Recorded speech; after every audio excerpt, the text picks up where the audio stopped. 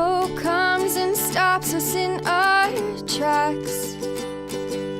Bravely we prove in our striving, trudging together each day.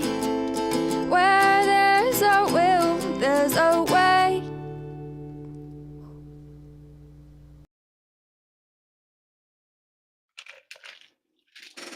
Morning, everybody. Happy Monday. We're done with Easter.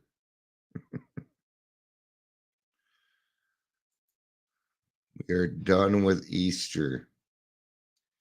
Be very careful around Easter time about getting into your religious views in the AA meetings.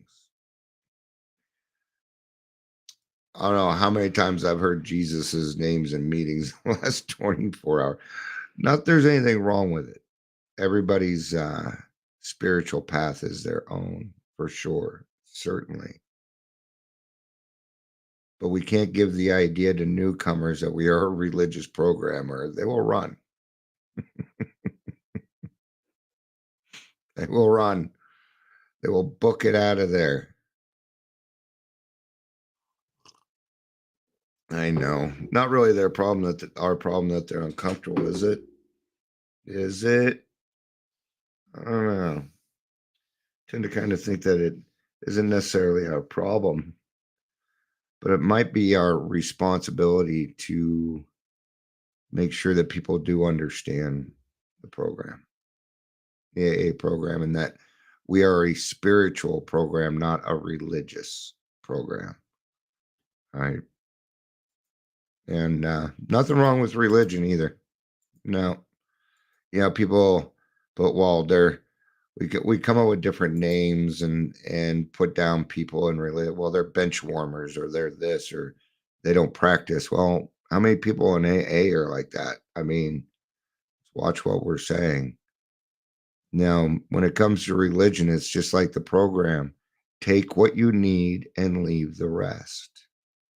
Take what you need and leave the rest. See what you can get out of it.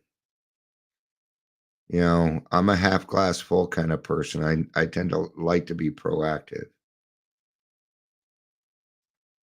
Even when I confront, I come up with possible solutions.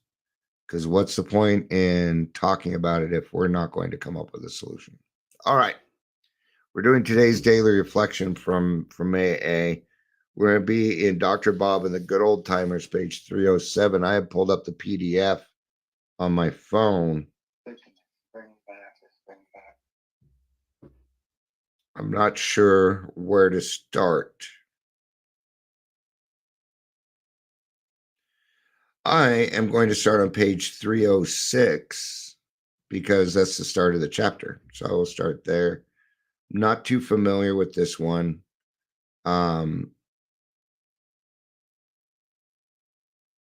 But I will certainly do the best that I can. Man. All right. We don't have anybody here yet, but that's okay. Let's get going. Welcome to Daily Trudge. My name is Dion. I am your host. And there it is. If you're here, please say hello, whether watching the live or the rewatch. Good stuff. All right. Dr. Bob was a man in search of God. And it was in this area that he, like Bill Wilson, was probably among the least conservative of men. This is not remarkable when we consider that New England, politically and materially conservative as it was, still fostered many of the new thought, philosophers, and mind cure religions mentioned by William James in the varieties of religious experiences. The book, though not popular among Akron AAs, was a favorite of Dr. Bob's. Okay? It was his own particular. He was looking for something. Right? He was looking for his own spirituality. Big Book is good for that, but there are plenty of other books out there that can help you find your higher power. It is possible to theorize that Dr. Bob's search began earlier, but according to his own account, it started when he was first contacted the Oxford group in early 1933. So that means that Bill W. wasn't the first person to approach Dr. Bob. In fact, Dr. Bob had been looking for something, got hooked up with the AA, the Oxford groups at the time. Oxford groups are Christian. They're Christian based. And a great program, too. Paul S., the Akron pioneer whose brother Dick also joined the program, said of Dr. Bob, at this time he began his conscious search for truth through a concentrated study of the Bible over 2.5 years before his meeting with Bill. He felt that God had not heard his prayers for this entire period, said Paul, and he could not blame him. He felt that he was undeserving of any consideration. The revelation of Dr. Bob's life came when he made his second discovery that spirituality couldn't be absorbed by someone emulating a sponge, but that one might find it in healing and helping out to free those afflicted in the bondage. And there's the answer. See, the best way to discover your own higher power is by teaching it, by going out and helping other people. And in this sense, service work was his higher power. In a sense, it was a small beginning, right? But it is a beginning, which is all that is required. I also felt this way. I had always believed in God. There was never a time in my life when I was atheist, agnostic, where I didn't believe in God. Now, the problem was I was too busy to play God. I was too busy playing God in order for me to really be able to do anything for anybody else, let alone myself. I was just trying to control things. I wanted things my way. I tell you now, they never went my way. Hence why I drank. All right. The other thing was also that I had been in the program before, and God had given me this great life, and I abused it and took advantage of it again. And I didn't know if God would really wanted me back. I didn't know that I was deserving enough. But then I found out that the only requirement was that I be a child of God. And that brought me some comfort to know that I had not blown it. All right. This is, of course, was what Dr. Bob meant when he said that Bill brought him the idea of service. I think the kind of service that really counts, Dr. Bob says, is giving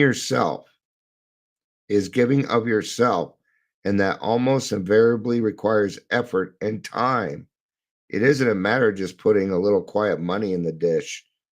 That's needed, but isn't going to give much for the average individual in days like these, when most people get along fairly well.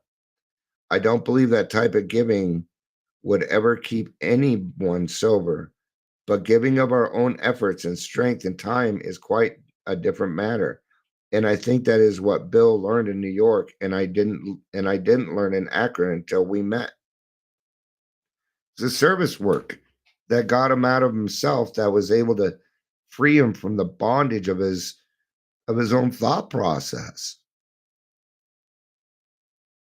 Watching it work in somebody else certainly brings a full return. It does. And I know that for a fact. That's how my life is. All right. So it was service work that did it for him. We're all going to find our higher powers in a different way. I find this pretty interesting. Never heard of it brought about this way. All right. But it was the giving of what was freely given to him that helped him find his higher power. Wow. Says in the big book that for the first 2.5 years, good morning, Heather, for the first 2.5 years that Dr. Bob still had his obsession. So what did he do? Well, he did service work. He did service work. Good morning, Clara. It's good to see you. Happy day after Easter. I don't know if everybody's heard, but the Pope died this morning. I don't know if that's coincidence or not. Just saying. Morning, Amber. And I didn't think I was like, this is going to be a short one because nobody's really here and everybody started showing up. So, in another way, Dr. Bob's experience differed from Bill's. He never had the flash of light, the spiritual experience. One member recalled that he did not make any mention of this kind of awakening. Rather, it was a spiritual growth that Dr. Bob talked about. In AA, he said his spiritual values changed as time went on. And here again, you know, in if we were to apply the spiritual experience and what it says in there, Bill had a sudden upheaval of different emotions and values. Where Dr. Bob, it took time. It also took time for me. I did not get the white flash or anything. I'm too reactive. If God gave me a burning bush, I would probably throw water on it because I'm just a little too reactive. Man, I'm still freaking tired. Why am I tired? I just got like 15 hours of sleep. All right. He thought we were all seeking inner peace, said Smitty. But he believed that you had to work at something in order to be good at it. So this practicing of service work. It is the number one way to get out of self. Right. And what they were doing was what was called 12 step calls, something that I'm trying to bring back in Colorado. I don't know how the other states are, but there's just not much in person 12 stepping going on. He thought we were all seeking inner peace, said Smitty, and I already did that. See, I told you I'm not awake. And I believe this is the part that is in the daily reflection. Yeah. I'm reading this off a PDF on my phone, so I don't have this book. As Dr. Bob himself said, I don't think we can do anything very well in this world unless we practice it. And I don't believe we do AA too well unless we practice it. We should practice. We should practice acquiring the spirit of service. I really like how he's putting this.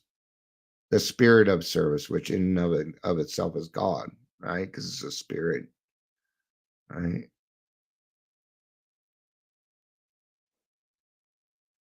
We should attempt to acquire some faith, which isn't easily done, especially for the person who has been very materialistic, following the standards of society today. Man, what would they think of it now?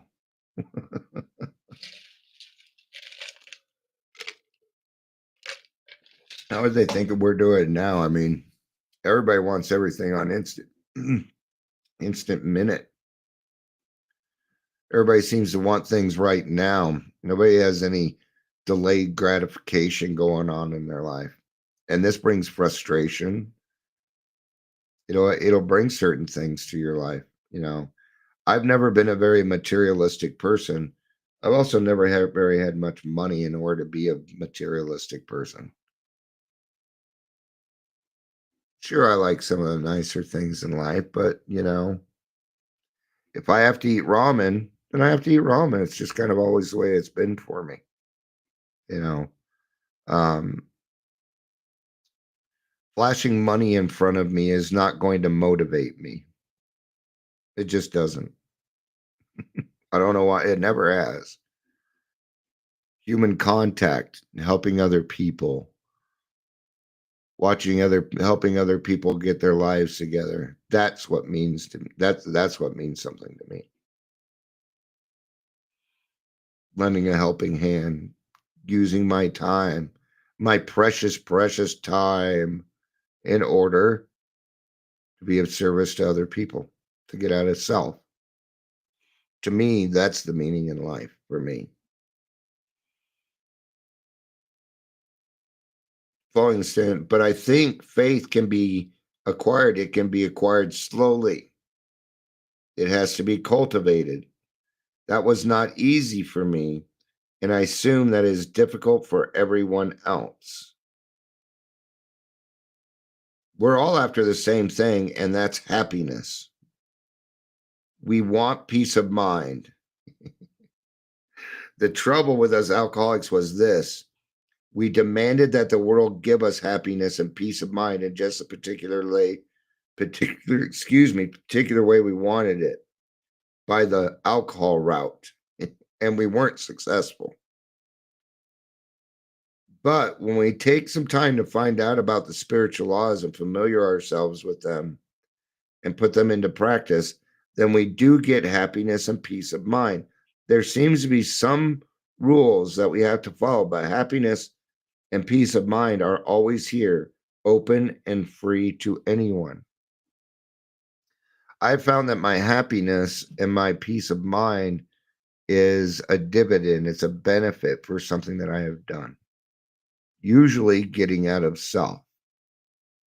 That's usually where I find it. All right. According to Paul S., there was a period when Dr. Bob's faith wavered to the point that he was on the verge of a nervous breakdown. There was gossip, and some sanctimonious people were citing his alcohol experience to discredit him and have him removed from the staff at City Hospital, said Paul. He went with Paul against doctor orders to see the dean of the Bible studies at Worcester College. We learned there, said Paul, that man will forsake us, but God never. We learned what it was meant when Christ said, therefore, if thou bring thy gift to the altar, and there rememberest that thy brother hath aught against thee, leave there thy gift before the altar and go thy way.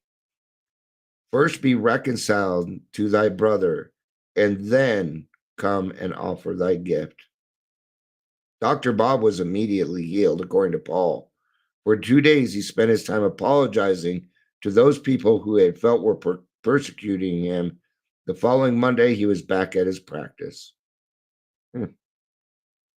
So he took a little bit of action, but he did it the right way. Maybe these people weren't persecuting him as much as they were questioning, and they have a right to. I mean, Dr. Bob had probably done a few things, maybe, just maybe, to bring doubt to them, man. And then all of a sudden he's just healed and everything's cool. I mean, can't really have that expectation.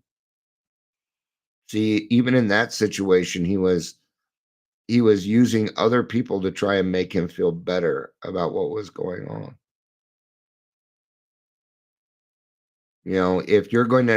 If you're an alcoholic and you're going to be in a place of trust, get ready for the darn questions. And it should be questioned. I don't disagree with it. It should be. Because what happens with alcoholics that don't have accountability?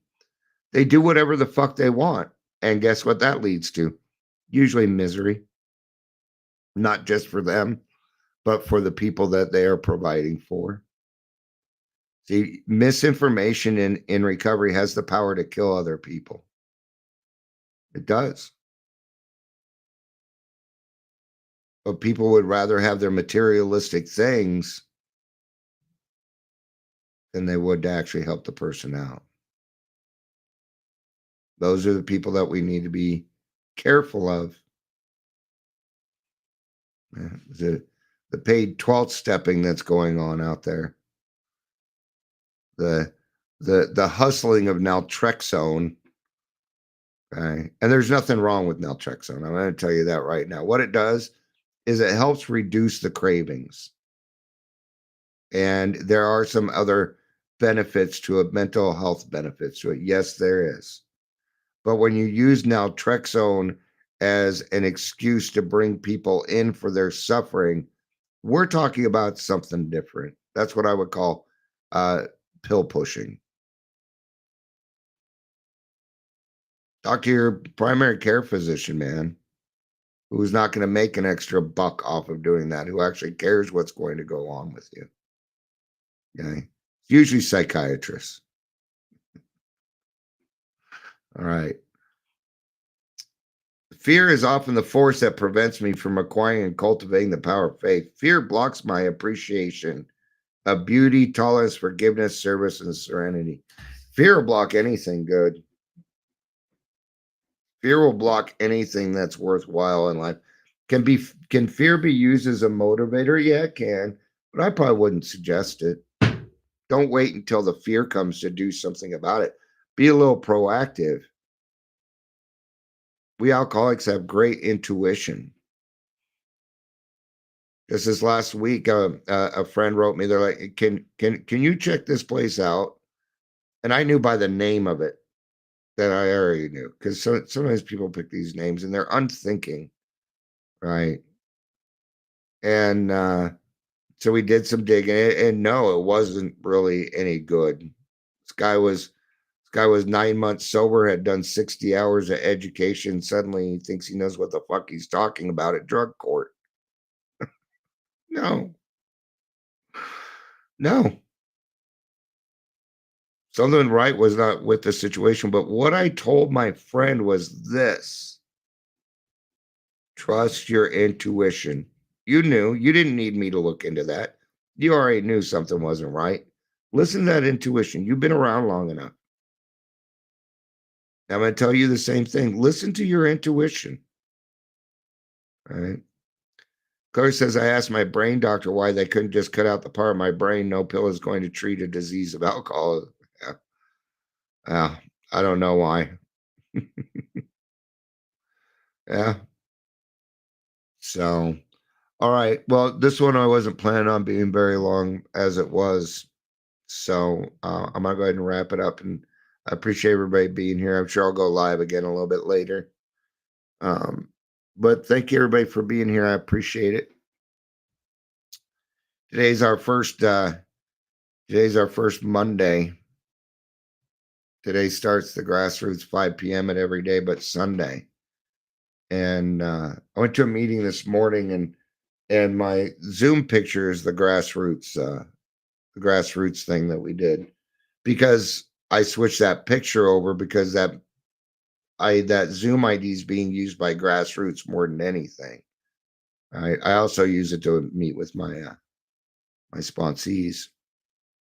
And 2 people asked me about it. 2 people asked. So